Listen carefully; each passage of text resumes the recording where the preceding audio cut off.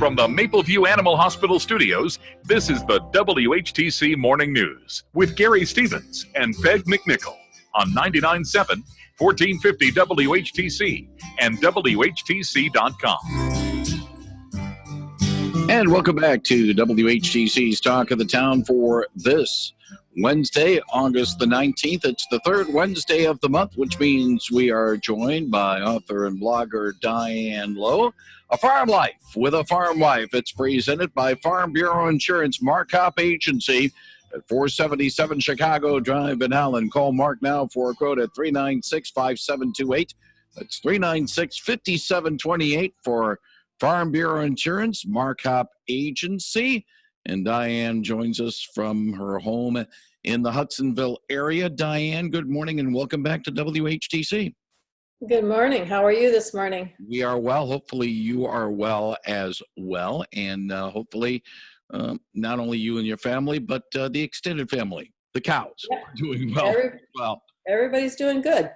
Talk a little bit about the dry conditions, because while some of your farming friends, in terms of grain farmers and farmers that rely on the soil, you rely on the soil as well to feed your cows. It's been a little dry right now.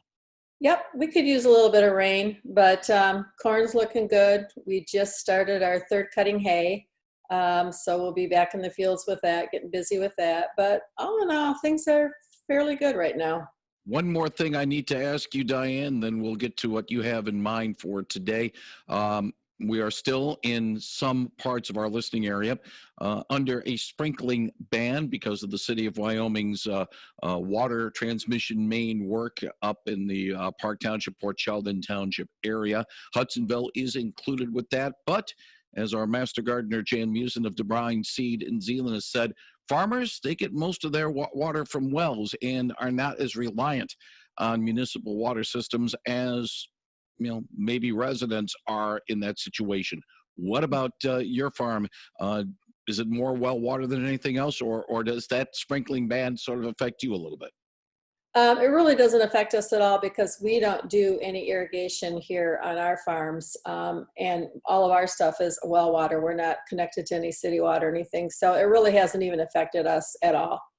Okay, I just wanted to get that clarified and sort of answer that question, because it's right in the middle of that sprinkling ban, and hopefully that sprinkling ban will be done by the weekend. The Ottawa County Road Commission has said that the work on New Holland Street involving that transmission main is supposed to go through Friday. Hopefully that is a hopeful sign. What's on your mind today, Diane?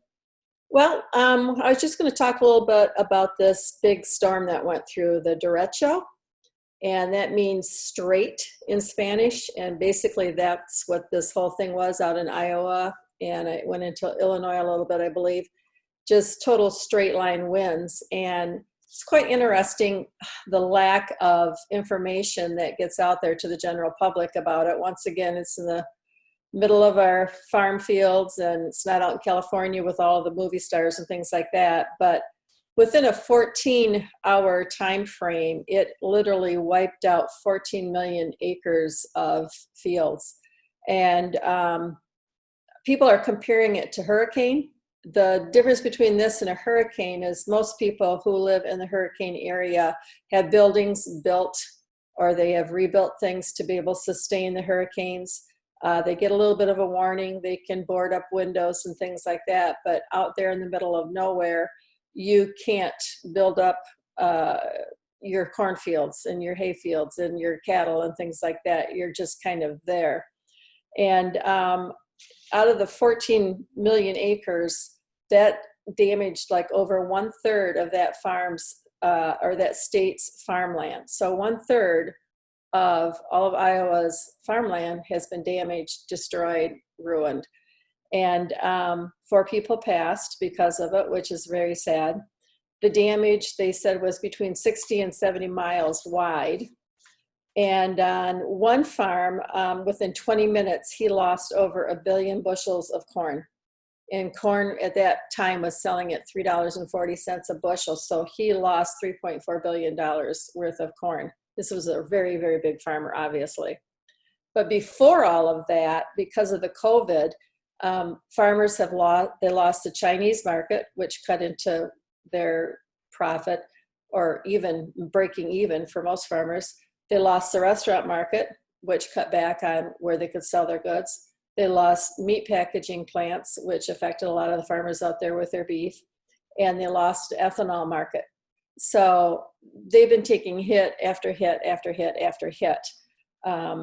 Another farmer, he lost 400 out of 450 acres, which cost him about $240,000. And we have people on Facebook, they'll say, well, can't you just get out there with a bunch of kids and pick up the corn? And we're talking acres and acres and acres. 640 acres alone is like 1 square mile. And they are asking if people could just go out and glean the fields. The other problem is the corn out in the fields there, it looks like it's good. You can pick it up and you can see like this ear of corn and you think, well, that's not bad. You can salvage that. But it's not mature for cattle. It's not like you could even go pick it up. It's not ready for cattle to eat. So there are millions of acres of corn out there that's just rotting in the fields. And basically, that's probably what's going to happen. It will rot in the fields and they'll have to turn it under and they'll have to start all over again next year. But in the meantime, all of their work and all of their energy and everything that they've done up to this point is lost. And there will be some who have crop insurance, but that usually maybe will cover part of what happened, because of all these other hits. It's not going to be a fun time for farmers out there.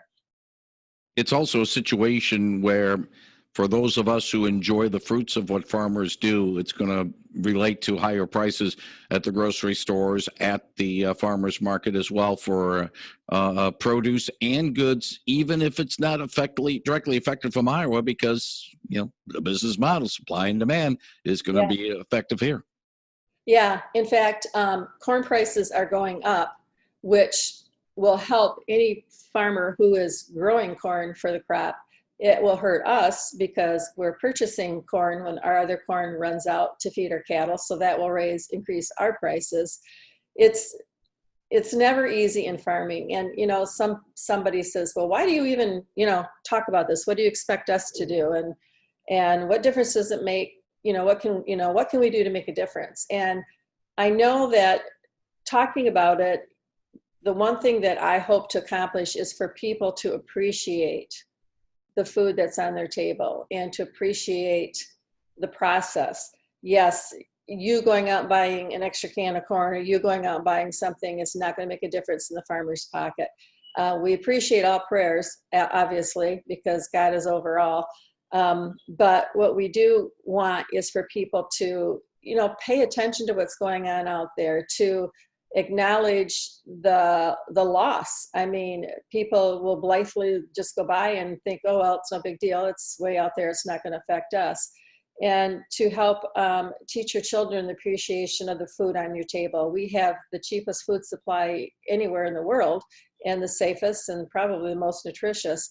And it'd be nice if people could just pay attention and realize the value of what they have when they sit down, to be more grateful. And maybe that'll go on to other areas in our lives. Are you aware of any efforts to sort of help those who have been stricken in Iowa, similar to a couple of years ago when we had the flooding situation in Nebraska and Oklahoma as well? I have not heard anything yet. We went out is it 2 years now? I can't remember. It seems like time goes by so fast. We went out to Nebraska and that was really awesome. I would imagine if they can figure out something to do, then they will. I'm not sure how this will all pan out. This is before it affected cattle and things like that had to be fed and taken care of. So there was like a immediate ongoing need, where this is something that's going to affect them, but it's not like somebody has to step in right now and rescue them. So I don't know what they have planned, but if they do, I'll be sure to pass that on. But, if people could just remember these farmers in their prayers, and to, like I said, I guess basically I'm just trying to draw attention to things that we take for granted. And it's not just farming, it's other things. Like this whole COVID has really made people pay attention to the nurses and the doctors and the easy access that we have to medical care and things like that. But when it comes to this, just to pay attention to the fact that we've got it pretty good when it comes. There's food available, safe, just to pay attention to it, I guess. She is Diane Loew, the author and blogger. You can follow her on Facebook, A Farm Wife. And we appreciate her joining us today via the Zoom connection from her home in the Hudsonville area. Diane, I wish you and your family well, especially during the Labor Day weekend up ahead. And we'll talk to you in a couple of weeks. All right. Thanks. Appreciate it. Thank you very much, Diane Loew, with A Farm Life with a Farm Wife. It's presented by presented by Farm Bureau Insurance, Markup Agency. Call Mark now for a quote at 396-5728. That's 396-5728 for Farm Bureau Insurance, Markup Agency on Chicago Drive, just west of US 31 in Howland.